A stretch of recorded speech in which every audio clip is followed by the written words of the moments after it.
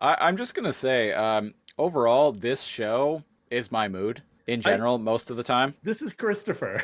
I'm a very unhappy person.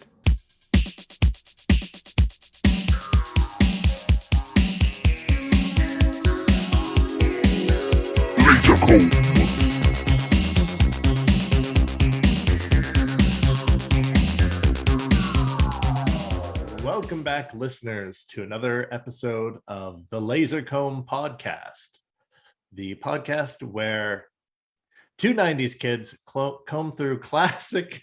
I'll restart. All right. In three, two. Welcome back, listeners, to episode 25 of the Lasercomb Podcast, your favorite podcast where two 90s kids comb through classic TV shows with a fine-toothed laser. I am one of your hosts, NeoCal. And I may or may not be someone who refers to himself as the Siege, who is holding throwing daggers right now for some reason. For dramatic flair, perhaps. I don't know. Dramatic flair. Yeah. There's some dramatic flair in the episode. At least on my end, anyway. I'm trying, damn it. I can only I I'm just one man. I'm What can I just say? one man. I'm just Well, one man. just one man and a motorcycle, or should I say a motor rad? Yeah. Because that's what they're called on Oh. Kino's journey. Oh. Talking motorcycles. Talking motorcycles. Named after Nordic gods. Yeah. Nordic god. Was there a Hermes in the Greek pantheon? They're all the same. They're based on the same shit.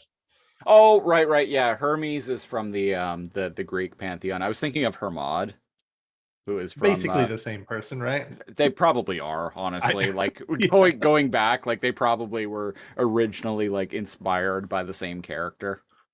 Like the Roman gods had different names for the same shit, so it probably trickled up, right? Yeah, and then you've got like Hermione in Harry Potter books. Same thing. It's basically the same thing. What are we talking about this week on the Lasercomb podcast? So we are talking about Kino's journey and the episode that we randomly. Oh, by the way, 2003 Kino's journey, Right, not the newer one. OG right, Kino's journey. right. We had to make that distinction when we were last week when we had settled on this is what we were going to be talking about. We had to do a little bit of research into where we could actually watch this show because um It was like we panning for gold finding this show, man. yeah, because we always like to make sure before we settle on a show that it's actually available to watch somewhere. Because if it isn't, then uh,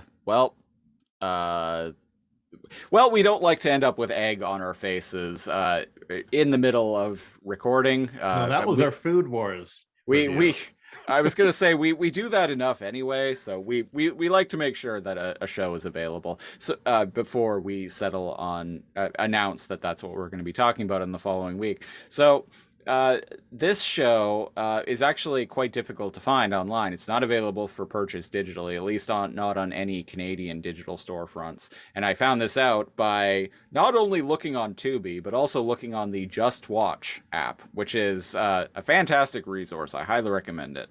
It tells you.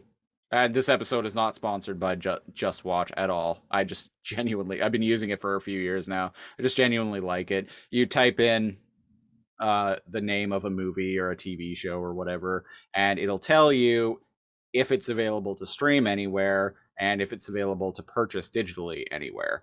And you can customize like what your streaming services and digital storefronts are that you want So to use include code or exclude. Lasercomb down below to get 30 days.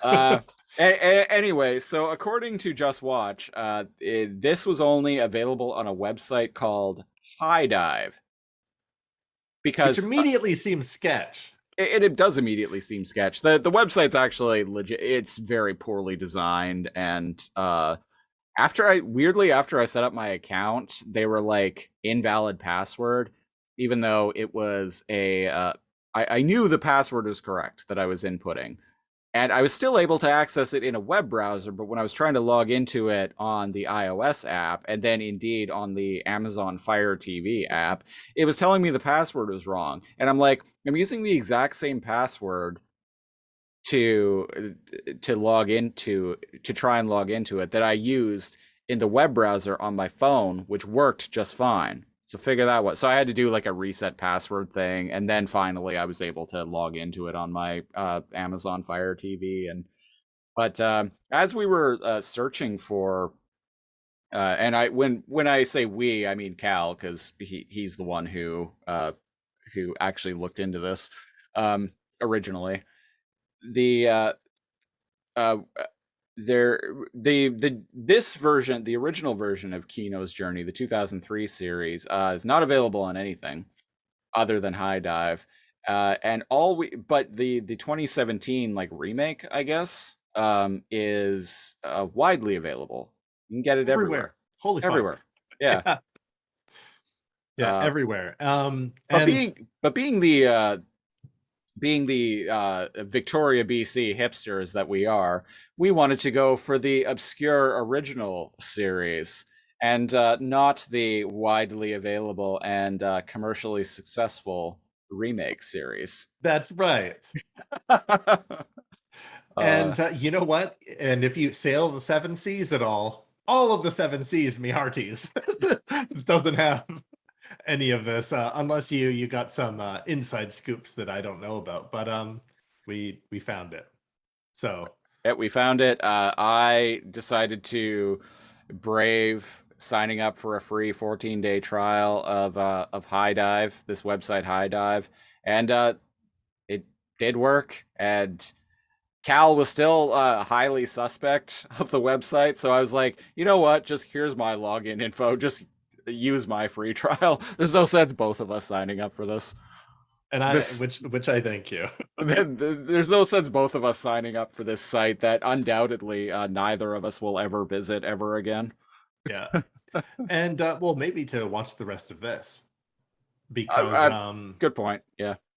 Um, so I watched this episode and I suddenly remembered not the first one I bought, but the first one I watched when I was in college. I bought like disc 2 of like Kino's Journey, or 2 or 3 or something. So I never right. saw the first chunk. This episode we're reviewing, which by the way is episode 11 of I think there's 13. Yeah. 13 episodes, and it is called Her Journey, Love and Bullets. Yep. I watched this in 2005. Yeah, I had that was at a time when DVD companies were like, this was shortly after like the rise of releasing TV shows on DVD started becoming like a hot thing. And I remember at that time too, like buying 13 episode season of a DVD of a TV show. Like I was really into buying 24 and the Shield DVDs at that time. Those motherfuckers would be like $100 each. Which is just so wacky to think back on now at this point, because now you can buy like a season of a TV show for like $15. Um, It was hot shit back then, man. it was hot shit back then, but the thing with anime is they weren't really releasing full season sets. They were releasing individual episodes. They were releasing like DVDs that would have like 4 episodes on them, Yeah. and they would charge you like $30 for that. So you would end up. I was actually doing this at the time with Ghost in the Shell standalone complex. Like $29.99 for each DVD that would have like 4 episodes on it, of like the first season. And the first season had like, what was it, 26 episodes. Let me tell you, I only got up to disc 3 before I finally got fed up with being ripped off. I paid $90 for, it was, I think it was like the first like 12 episodes, And finally, Amazing. I was like, you know what, fuck this. And to this day, I've still never actually, I've tried, but to this day, I've still never actually finished season 1 of Ghost in the Shell Standalone Complex. It's weird that you specifically mentioned that. So I got this, like you said, 3, 4 episodes on the DVD. Yeah. Um, I got this by itself. So I've only seen like 10, 11, 12, 13. But like I didn't remember that I had this. You know Right. what I mean? Like in the bargain bin, because it wasn't part of a collection at the used section in Blockbuster. Oh, yeah, And it was yeah. probably like less than $10. But same thing with Ghost in the Shell. I got like disc 3. So I just had a random spattering of some anime called X, just like Oh, a big X. I oh, don't know. I can't I've even. heard of that actually. Yeah. Have you? Yeah, yeah. This was all my first anime. So watching this, I had some feels because Some not good, nostalgia. not bad. It's nostalgia that's not like in the good sense, but in the Okay. who I'm glad my life is in a better place. And Mm, I see what anybody you that mean. watches the Lasercomb podcast knows that last time I chose Space Dandy. Right. That's on this side of the spectrum. Kino's journey is way over here, folks. Like they are so far from each other, and yet that's why I chose them. Yeah, it's a good contrast. And I watched this episode shortly after I woke up this morning, so I watched it at like maybe like 6:30, 6:30 in the morning. I'm an early riser, people. Um, I have to be because of work, so even on my days off, I'm still waking up It's at your like 5 or schedule. 6. Yeah, I'm Yeah. still waking up at, even without an alarm, I'm still waking up at like 5 or 6. So I watched this early in the morning, and there is something that I find, I don't know how to explain this properly, but there's something that I find really almost comforting about media that has a very kind of that's kind of touching and heartwarming, but is also incredibly morose, which is the tone, very much the tone of this show. And Oh, yeah. The entire show of Kino's journey is like that. there's this I kind of, I guess, jump ahead in my overall thoughts. I think the show is actually quite beautiful. I was surprised. The show is quite beautiful, but it's very it's very dour, but and not even in like I don't mean that in a bad way. This is just like, if Yeah. picture like a gray and rainy, like kind of cold, like maybe about 40 degrees Fahrenheit kind of afternoon. There's a little slight amount of fog in the air. Picture like that kind of day. Like that is this show. That is the tone, that is the overall vibe of this show. And I love it. I think there's something, and indeed, actually, that talking about the weather actually comes up later on in this episode. I yeah, and that being said, I'll I'm gonna save my any ideas about the theme for after we're done reviewing it. But I'm I'm really glad that you like this because, like I said, I'm usually the very happy-go-lucky guy, and even my partner was like Jesus, do you want to show people this? Like this is like this might be too heavy, but there is a morose optimism Yeah, of the show. Like it's very human. And so with that being said, this is your like first time you even like did you even hear about the anime before no, I I'd had never brought heard it of it. up? No, I'd never heard of it.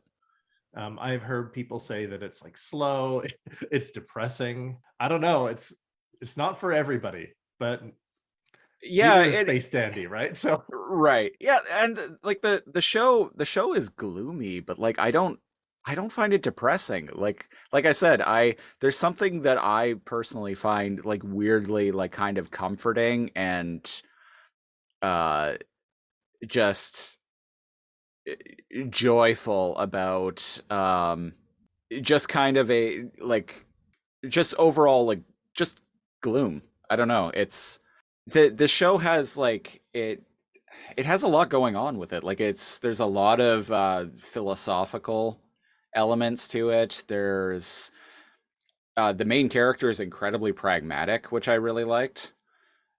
Uh, So do you want to finish what your thoughts? yeah, overall, just like yeah, like gloomy optimism wrapped in gloom. It's it's that it's that Adams Family vibe, in the sense that like things are bad, the world's like kind of bleak, but like and violence. Violence is a big theme of this show. Let me tell you. Um, Yeah, I but was surprised at how casually people murder in this show. um, oh boy. There's a preview for the next episode after this, and I remember that because, like I said, I had like 3, 4 Right. episodes. Whew, that one's that one's rough, but there's enough rough in this episode. So I think I had mentioned it already, but this is episode 11. Yep. Love and Bullets, June 24th, 2003. To before we get into talking about the Yes. episode proper, just quickly before that, based on my research, the overall like quick research of just like skimming the Wikipedia page, the the the overall plot of this story, because this is based on a, I don't even think it's based on a manga. I think it's based on a series of novels. Oh, Uh, it's the overall plot involves this young woman, Kino, who travels across the countryside with her talking motorcycle, Hermes, and basically Incredible Hulks or Quantum Leaps it. She goes to a place, she hangs out there for no more than 3 days, and yeah. she helps people.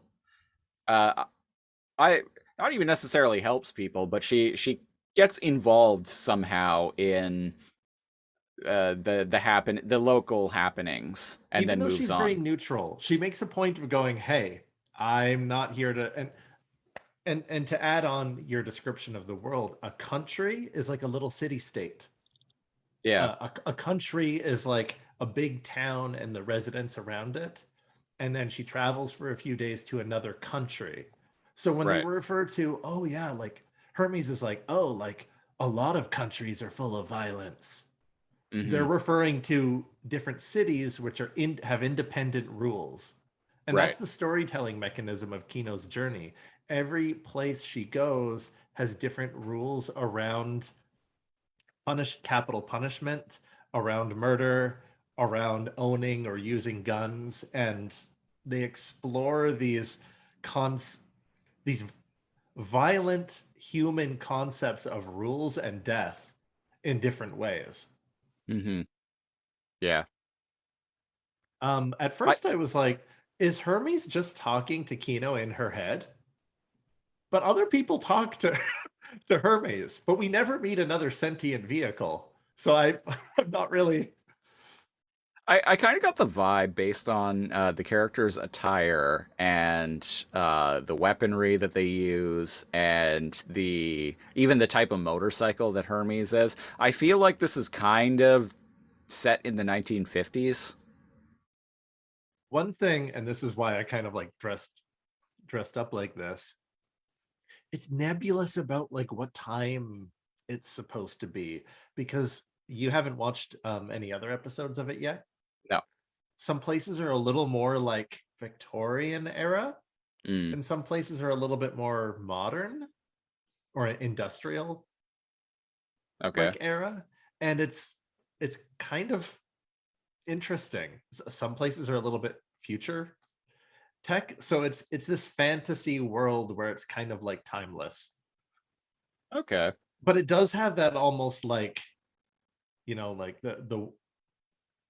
um globalism isn't quite has its its claws in mankind yet, like 50s vibe to it, in the Well, very least the dress style. Yeah, I was gonna say the fashion, like the type of like guns that they use, and the type of motorcycle that Hermes is very much a like 1950s like Korean War motorcycle. Oh, I never thought.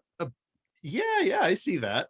Yeah, Yeah, like it's like kind the of an kind of interesting. motorcycle you'd see in MASH. Yeah.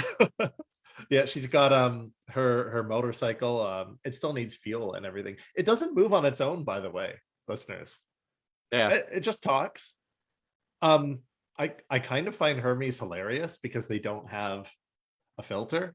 They'll just say like blatant stuff right in front of people. But we'll get into that there's two things that made me laugh out loud when we were watching. So on previous talking about other shows on previous episodes of the podcast, I have complained about theme songs of certain shows. You have. I actually really liked the theme to this show. Oh, you do. I do, yeah. I Do you was find it surprised. captures the show well and that it's upbeat but sad? Yeah. I I got I some feels listening to this because it took me back to Depression era, dropped out of University Cal. mm, yeah. But not bad because now I'm okay, right? So Right. Yeah. That it well was that weird getting back into it, and um I, it's very fitting for Kino's journey, right? Because it's like I can look back and go, "Wow, that time sucked." It is so I. It makes me appreciative. There we go. The show is about the world really sucks, but you know what? If you're alive, you can appreciate being alive. well, and that's kind of the message of at least this episode in particular. Yeah, Um uh, Back to music real quick. I also really like the kind of ambient score going on. It's very soulful. It's very like somber, but also quite peaceful. it's quite peaceful, and there are sound cues that add to tension or mystery, Mm. like Yeah, that I'll point out when we get into it. But yeah, man, I'm. It seems like you really like it, and I'm glad that you like it because this is off the beaten path for us. This is some shit. yeah. Um, Kino is a she, but she's androgynous, and indeed, the show lingers on not telling you if they're a boy or a girl for I think it's like the first 4 episodes or something, right? Because that's not important, and Right. I kind of I dig that, right? But she does go by she, and in this episode, she's on a raft going down a very slow moving kind of like wide river or a stream and contemplating existence, looking at the stars. Um, does she have like a little like fire pit on the raft? She She's got her does, whole yeah. life on this raft, right? And in Kino's journey, like you said, she spends 3 days in a place, no more, no less, to watch shit go down, and she moves on. And this episode is the in between. Yeah. And She's this episode moving on it down. kind of feels like a clip show, but it's not a clip show. It's like it's all everything she reminisces about is all new material. Like it's filling in some backstory, but the narrative framing device, feels like a clip show, which is And yeah, interesting. and I don't think like siege means that in like a bad sense at all. No, I don't mean that at all. If anyone is wondering what a clip show is, a clip show, I've talked about it before, but a clip show is a lot of the times it's done in sitcoms in particular, not just sitcoms, but primarily it's sitcoms that do it. They'll uh they will often, when they run out of money, they'll make an episode that is usually the characters uh for contrived reasons are like stuck somewhere, and Mhm. we'll start reminiscing about stuff from previous episodes so they can just reuse old footage and be like, man, that was really funny when we got locked in that refrigerator together for 3 days. Oh And to also yeah. kind of catch people up if they missed anything and give the general like the summary of what's happened Yeah, yeah. up to the show. But in this case, Kino is remembering alongside Hermes different parts of her past, but in no order. Hmm. And we'll get to the order of one because one of them is when she's very young, like a little girl. Yeah, I believe the first thing she recalls is being in a bar with this guy who, uh, Got out of prison. Oh, this one. yeah, he got out of prison and he did some bad things. He killed, seemingly, He was a killed. scoundrel. He was a scoundrel. He killed this woman's husband, and to try and atone for his sins, he really is like trying to turn his life around. So he's going to be like protecting her, like going on a journey with her. They Um, must have corresponded while he was in prison, and yeah. she agreed. They He genuinely seems remorseful. He does, and so he's explaining all of this to Kino in a bar, and he asks her for some advice. He's like, "Hey, so as a someone who has traveled around a lot, what kind of advice can you give me?"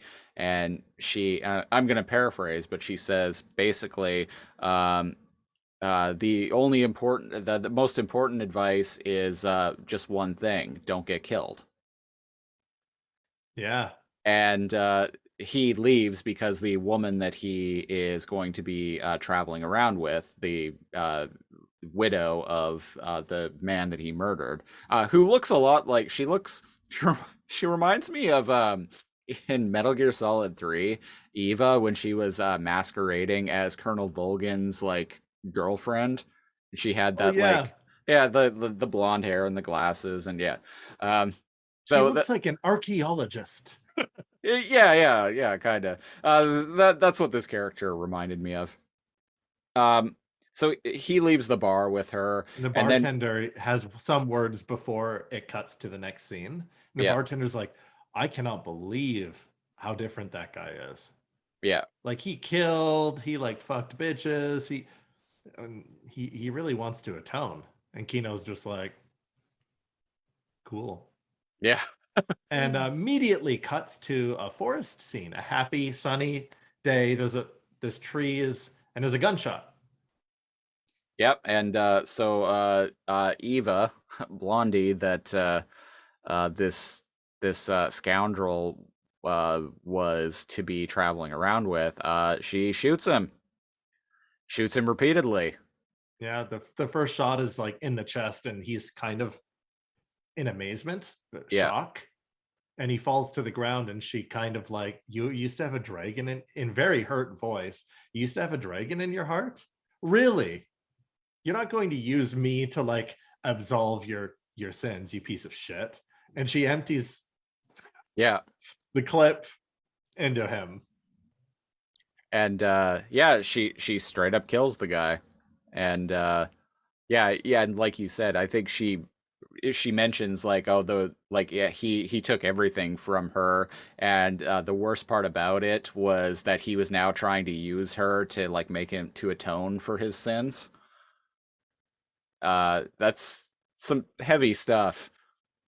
So she goes back to like her like horse-drawn carriage, and there's Kino just chilling out there, sitting on Hermes, and But before she comes out, Hermes says, that sure her healing journey sure was fast.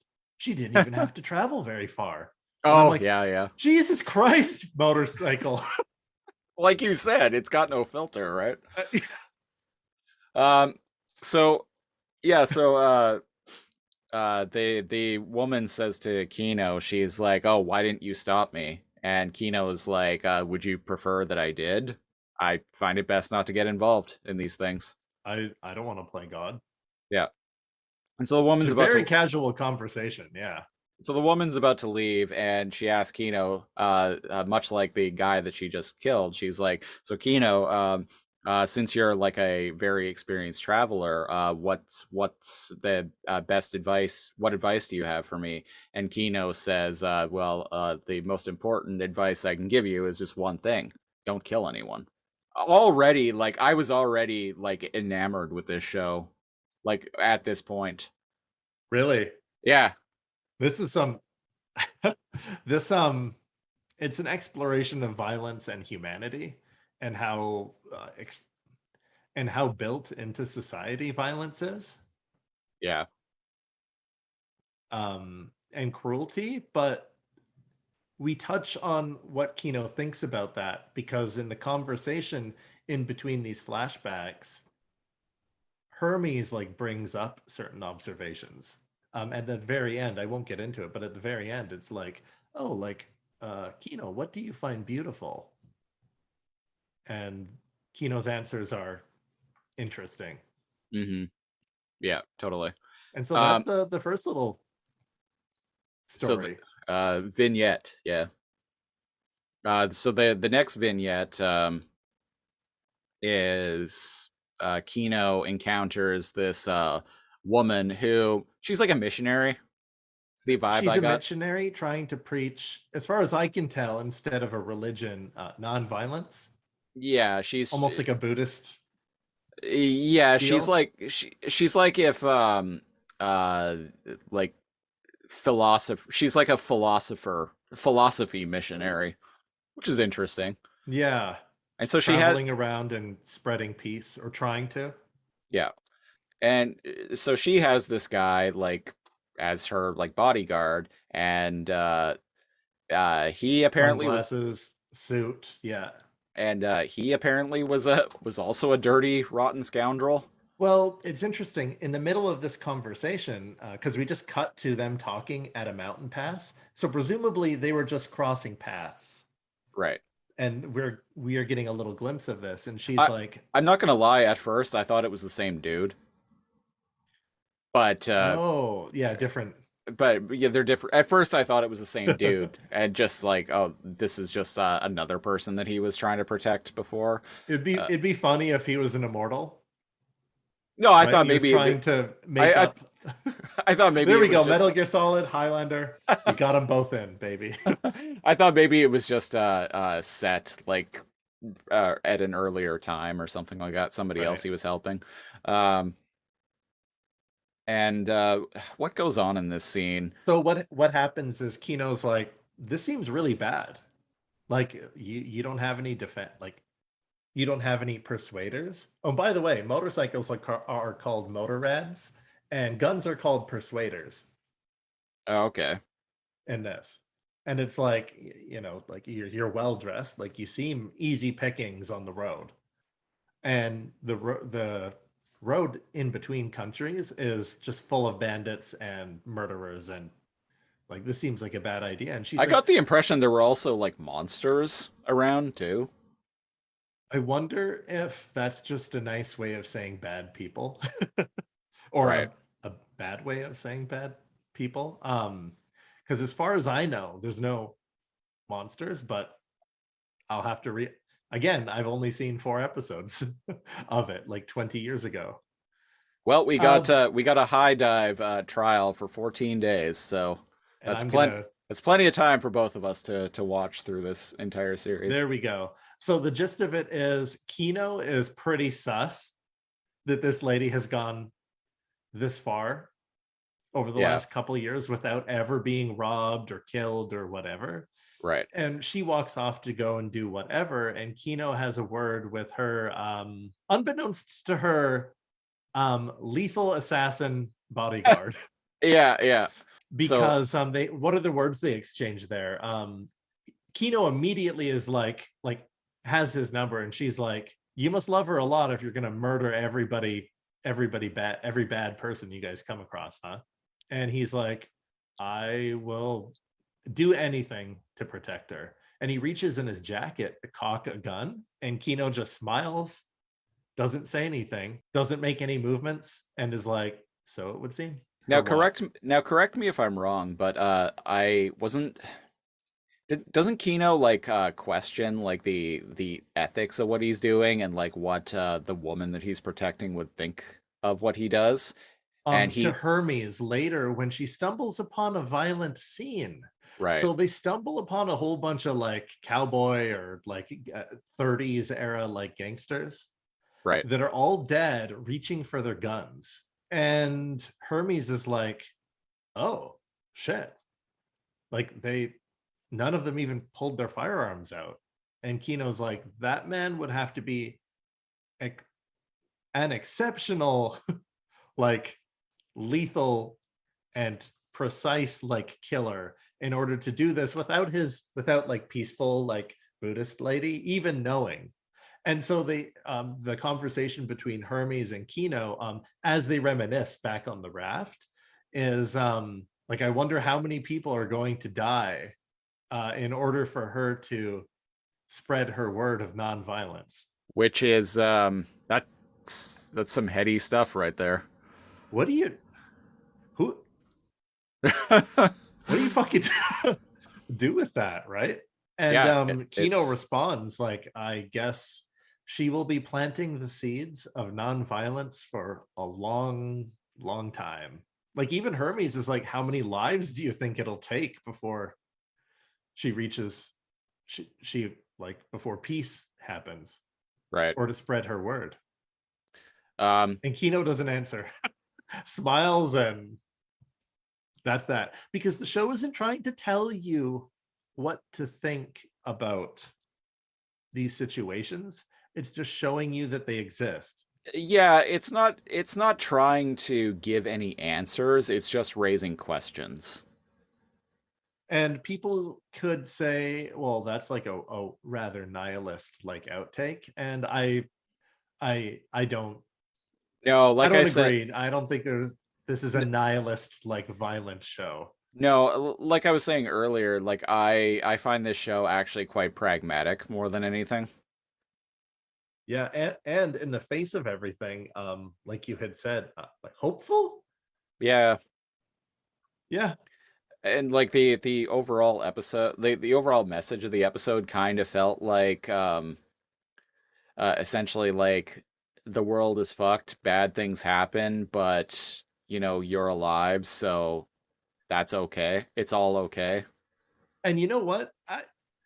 I understand why I liked this when I was depressed in university Yeah. now, and why people like, oh, like you say you like deal with anxiety or depression, but like you listen to metal or you listen to this, and it's like, this is the show version of that.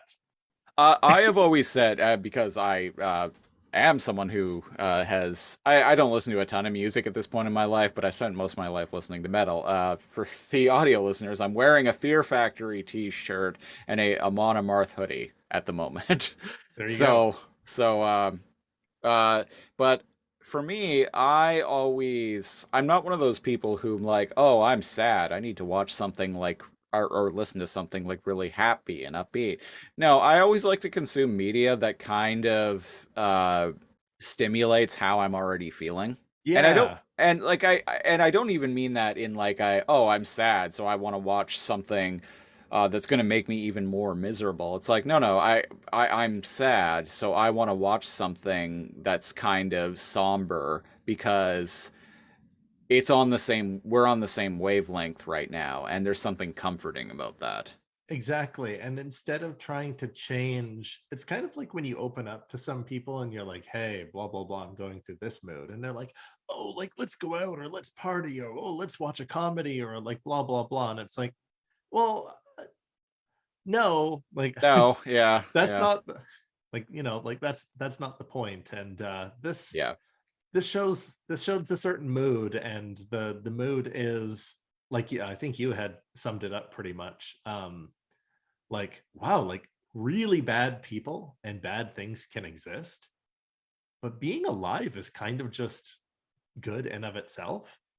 And it's kind of like it's got a Thanksgiving mess feel to me, right? Like you, especially when, for me, I think back to the era of when I first watched this, where things were very bad, and food was scarce and money was too. And I'm like, man, I am so glad that those days were behind me. Yeah. And I think that's a pretty good message. I'm just gonna Not say, to not to get like deep on the show, but like this show, man. No, I am getting deep on the show. Yeah. Deal uh, with it. Like I said, it's the opposite spectrum of Space Dandy, folks. where in the first 30 seconds the guy talks about how much he loves ass, and here we are.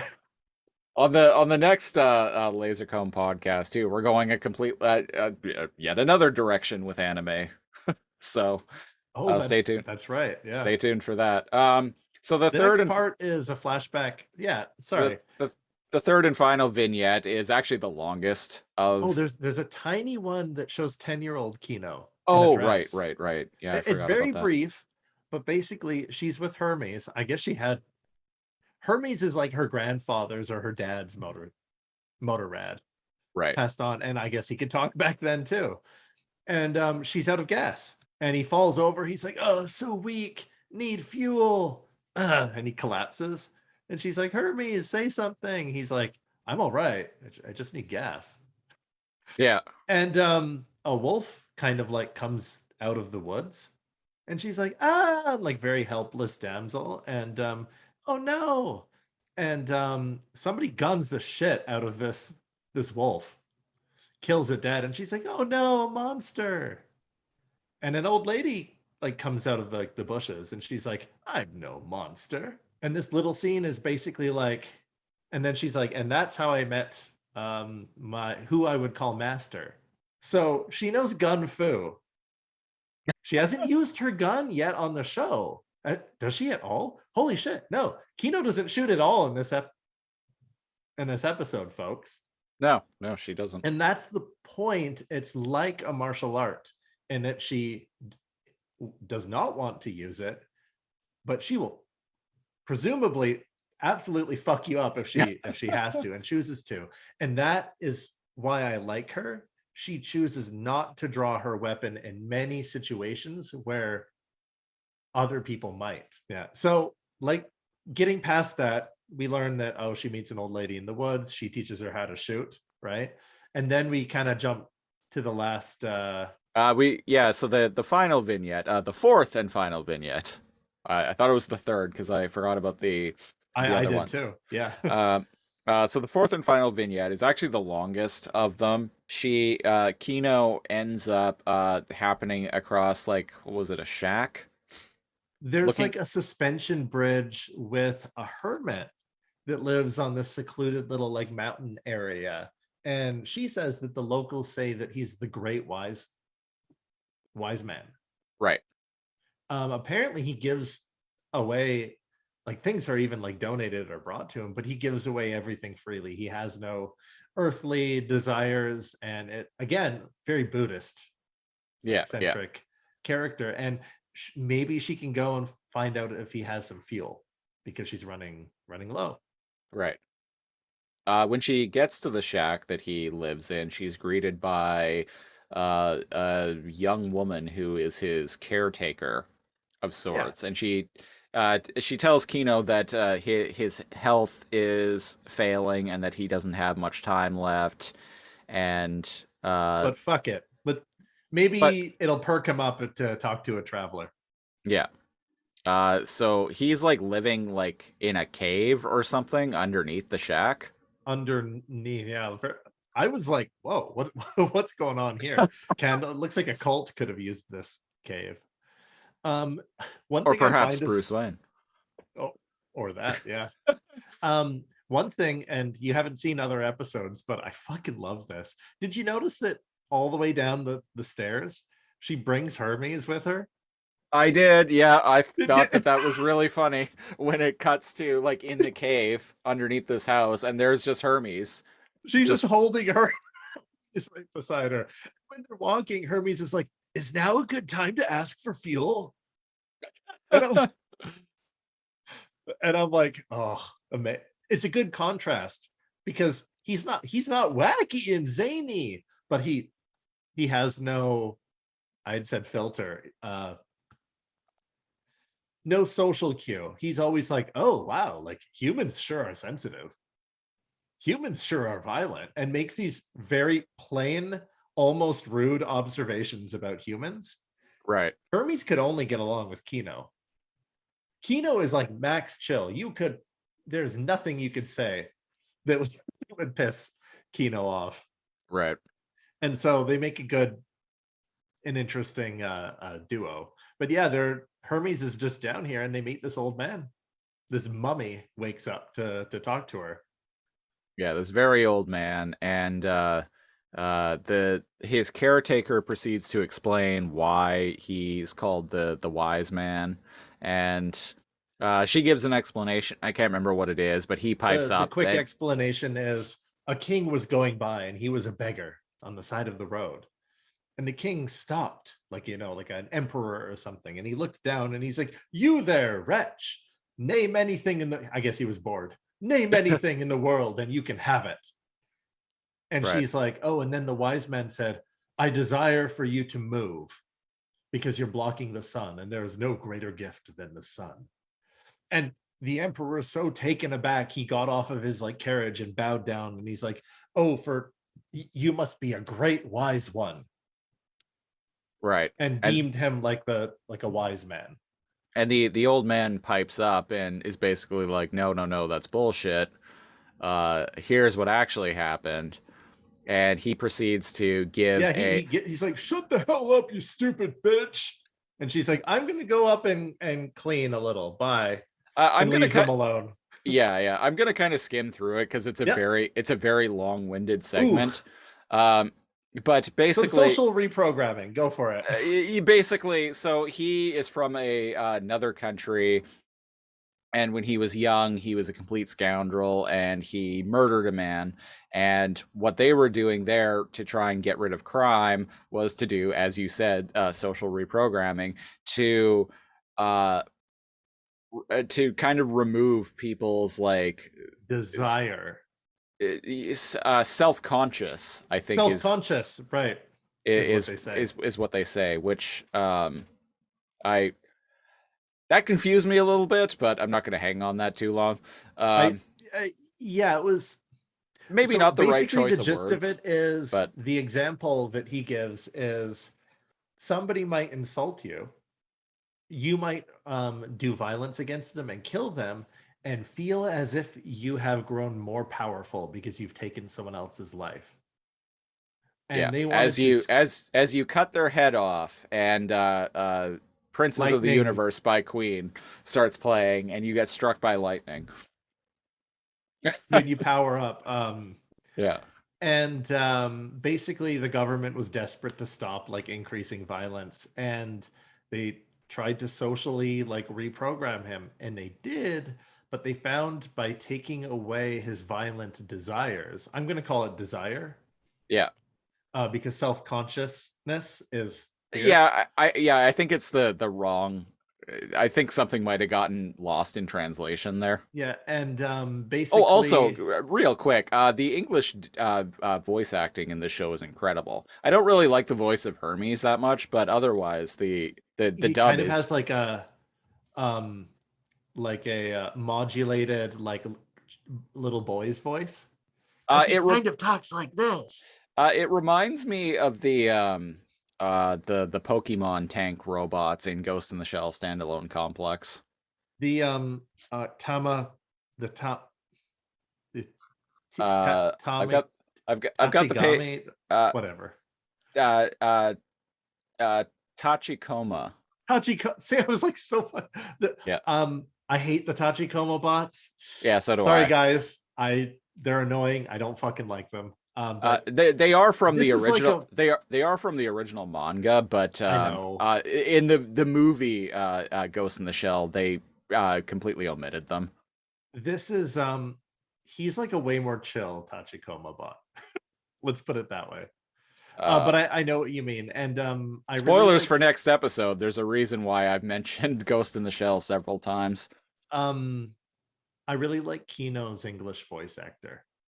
Mm. Like again, androgynous. Um Well, the character is voiced by a woman. it Yeah. But like a deeper voiced woman, and I don't say that in like a bad way. And I like her voice. She's purposefully delivering kind of like a flat like delivery, but that reflects Kino's pragmatic, go into every situation neutral and aware and not wanting to interfere. And so I like her voice. Right. So the social program, the mental conditioning that this guy's country did, they kind of fucked up because, like you said, in taking away like his desire, it also made him extraordinarily lazy. So he had no drive because he didn't want anything beyond He like didn't sleeping want and eating. anything. Beyond sleeping and eating, he Basic didn't. animal senses. Yeah. Yeah, he didn't want anything, so he had no drive to work. No drive to work, could barely even like bring himself to beg properly. Did Yeah. just enough to uh, So so get food. basically, they were so pissed off that he essentially became a lazy bum because of what they did to him. They cast him out, and as he was begging one time, a hypnotist Yeah, passes by yeah. him. A hypnotist passes by him and tells him that he can basically undo what was done to him and return him to the man that he once was. But what was it? He has to and But and you need to remember these words. And he says a bunch of stuff and claps. And he's like, there, you've already forgotten them, haven't you? And it kind of just shows silence as he mouths something to right. the old man. And he's like, I've written it in this bottle on a note. And he tosses it in the river beside him. And he's like, all you need to do is remember those words. Yeah. And then you'll have all your old like memories and personality back. Toodaloo. And he didn't give a shit because he has no desire. He was all like, eh. Yeah. But out of sheer coincidence, he gets up and starts walking and ends up following this bottle along the river. And for some reason, the like people find this really profound and start following him in They a start very. following him almost in a Forrest Gump way. I Like was Forrest, just gonna say Forrest Gump. Forrest Gump running, and people just start following him. yeah, people just start following him, and he doesn't say anything to them. They don't say anything to him, and he becomes like the great wise one. And he never figured out what was in the bottle, and he didn't really care. But the old man remembers the what the hypnotist said to him, but not what the code word was. And And I can't remember the riddle because he's like, if you ever want to know, the only true words in the world. The answer is he knows like, oh, something about like the one real sky. And the old man is like, huh? Oh, you're talking about the concept of the true blue sky. And we get a yeah, flashback within a flashback here. Oh, I just noticed this the CRT like V scans, or when she's thinking back to this. actually, since you mentioned the CRT scans, one thing I would like to point out is when the old man was giving his explanation, and it shows these like video like clear like video footage, and like he's giving like a monologue, like explaining It's like a like silent film. I got Metal Gear vibes from it, Metal Gear Solid vibes. When Oh, like I know what you mean. like straight up when Liquid Snake is like talking about like the Genome Soldier program with And like everything goes like sepia and yeah, and like static images like sepia tone, or like low grade like video quality with like a voiceover narration. Like it I got very Metal Gear vibes from it. why I'm glad I've introduced you to this fucking show, man. Now, as soon as you were like, oh, I got vibes from this, yeah. And but basically Kino's like, oh, I know this one. And she has a flashback where she was talking to someone, and a dude looms out the window and he's like, oh, Kino, you're leaving, blah, blah, blah. And she's all like, oh yeah. And it's like, oh hey, something about like true blue sky. Yeah. It's something my dad said. Like never wait for like true blue sky. And It doesn't matter if you find true blue sky. There we go. to kind of paraphrase Kino's answer, she basically says that there's no real answer to it, because like who's to say that because the sky isn't always blue, and who's to say like Like sometimes the sky is gray, sometimes it's purple, like sometimes like, and they're all like equally beautiful as one another. And so she interprets this guy saying, this guy told him, okay, so this guy talking to Kino in a flashback says to Kino, my dad said this on his deathbed, but when I asked him what it meant, he didn't finish. And Kino's interpretation is there's no such thing as a true blue sky. That sentence sums up Kino's journey. You shouldn't chase like the idea of something being perfect or happy all the time. Right. There's no such thing as like a true blue sky. That I get a lot of feels from this episode. And the guy that like I said, Kino is an incredibly pragmatic character, which I really, really like. and the guy leaning out the window is like, yeah, I'm not sure if that's what my dad meant, but cool story. Cool story, bro. I'm glad I asked you. And yeah, he's glad that she asked. And something happens. Yeah, like a light bulb goes off in the old man's head, and he starts like laughing or something. Laughing, but then also crying. And the because he's like, I've wasted my life. Oh, what does it mean? And I'm like, oh shit. And out of no trigger all like, of his latent memories and personality, like all of that coming back, and out of nowhere, like his caretaker cocks a handgun, and Kino, she knows gun fu. She's very perceptive. She hears it. She doesn't draw her gun. She doesn't do anything like that, but she's aware of it. right? And then instead of any violence like happening, the caretaker, acting like she's hearing the old man sobbing, comes running to his aid. Yeah.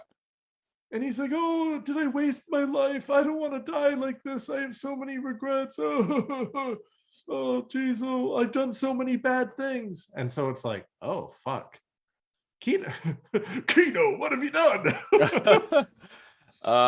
And after she like puts him back to bed, outside, I think it's outside it's outside the shack. And Kino's just talking with the caretaker. With the caretaker. Like, oh, I calmed him down and put him back to bed. And Kino is like, you didn't shoot him. Why? And she's like, oh, how did you know? She's like, oh, I heard a round being chambered. Yeah. So what's the deal? She doesn't ask what the deal is. She's like, why didn't you kill him? Yeah, that's what she led with.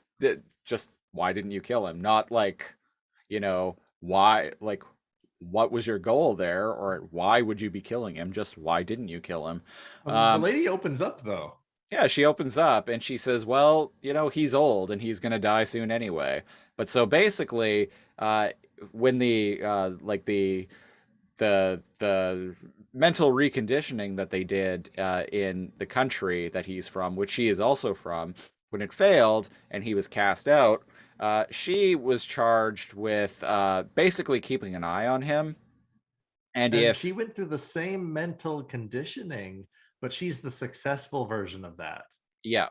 And so if like his old like latent personality comes back, then she is to kill him because he's an absolute menace. And not only that, he might blab about these experiments.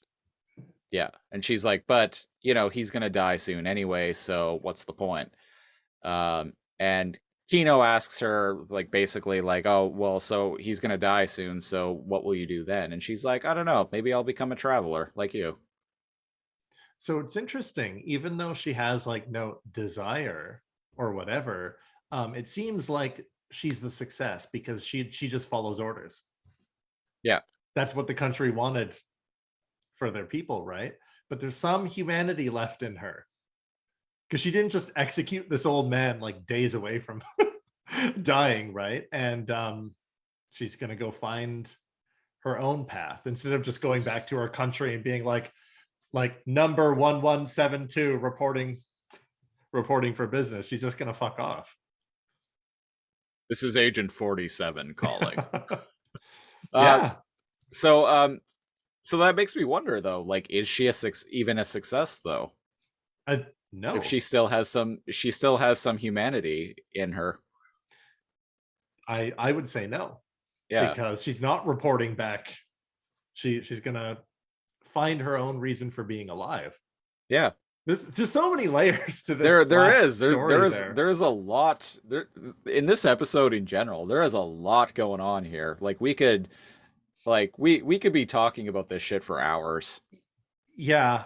There's a shocking amount of depth to this show. I think this might actually be one of the deepest animes I've ever seen.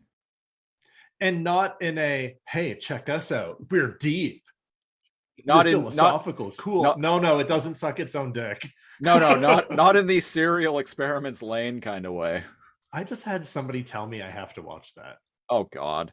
Oh, you would like it so much, Cal, specifically. And I'm like, somebody else tells me it's shit. So I'm that show is, and I think I described it on some other. It might have been even been a previous episode of this, but yeah. that show it has its head so far up its own ass with like, oh, it's like the people who made it like clearly like watched The Matrix and got really inspired by that, but we're like, man, we're gonna be deeper than The Matrix. We're gonna be deeper than The Matrix, and holy shit, we're such a fucking profound show. Like, you're a fucking idiot if you don't like this.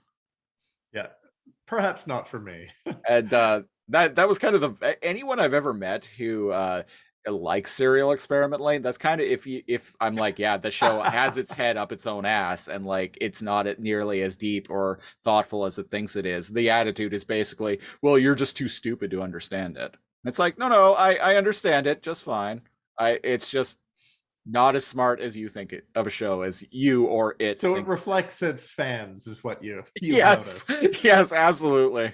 It's meant for intelligent individuals, much like Rick and Morty or The Big Bang Theory. I knew you were gonna mention those. Yeah. And I don't even hate those two shows, but that's a rant for another time. So Kino's journey, this episode, ends with her fishing on the raft, and they're talking about this. And Hermes is like, hey, like that girl's not too different from you, Kino.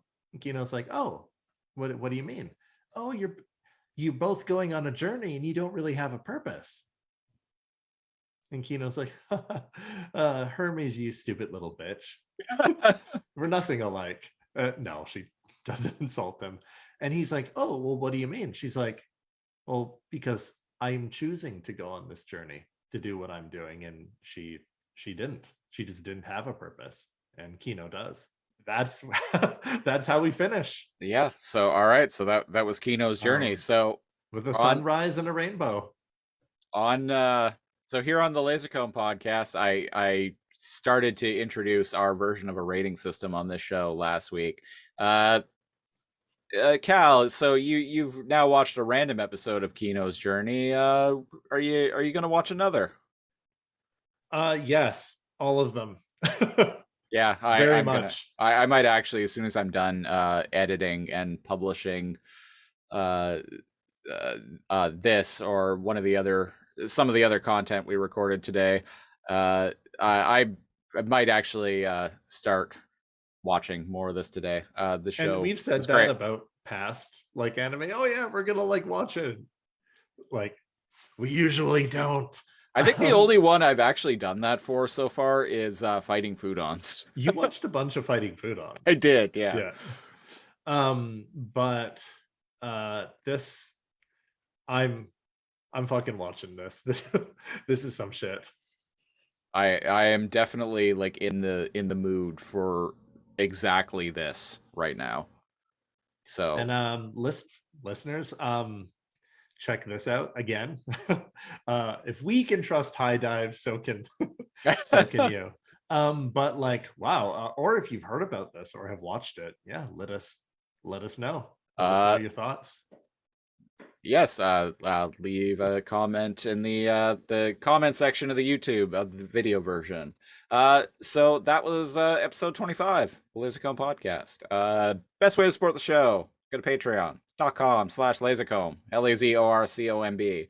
We're starting at the $5 and up tier. You get hours of bonus preamble audio of this and all the other shows we do week in and week out.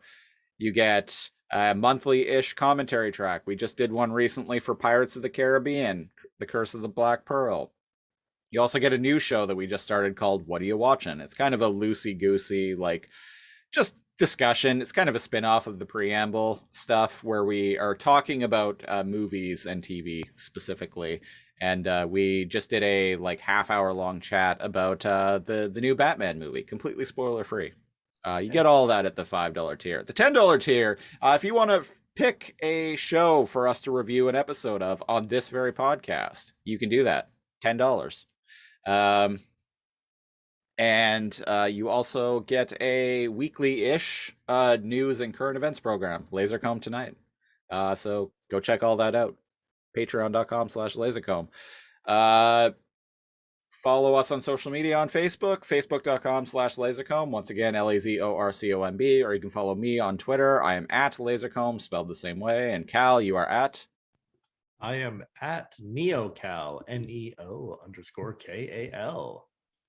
Because of scheduling stuff, we're going to be skipping another week of this podcast. So we'll be back in 2 weeks with episode 26 of the Lasercomb podcast, finishing off anime month, and which has now been 2 months because reasons. So I put up a Twitter poll on. I put up a Twitter poll asking, like, hey, what anime should we review a random episode of on an upcoming Lasercomb podcast?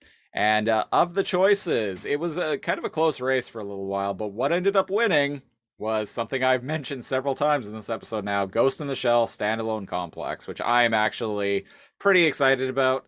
So to figure out what episode of that we are going to be watching, we're going to, as always, go to numbergenerator.org. And there are 52 episodes overall, 2 seasons of 26 episodes of Ghost in the Shell Standalone Complex. So random numbers between 1 and 52, and here we go. Here we go. Where it stops, nobody knows. Well, now we know. It stopped on episode 41, that's a season 2 episode. Afternoon of the Machines. That is episode. Sounds pleasant. Episode 15 of season 2, which was Ghost in the Shell's second gig. I've never seen any of season 2, so this will be interesting. I've only seen chunks of it, so it's new for me. It looks like it opens up with the Tachikoma bots like are down due to maintenance. So sounds like a great sounds like a great episode. So like I said, we're taking next week off, so we'll be back in 2 weeks with that episode of Ghost in the Shell. And until then, I have been The Siege, one of your hosts. I'm your other host, NeoCal. Thanks for listening. We'll catch you next time. Take a trip to another dimension.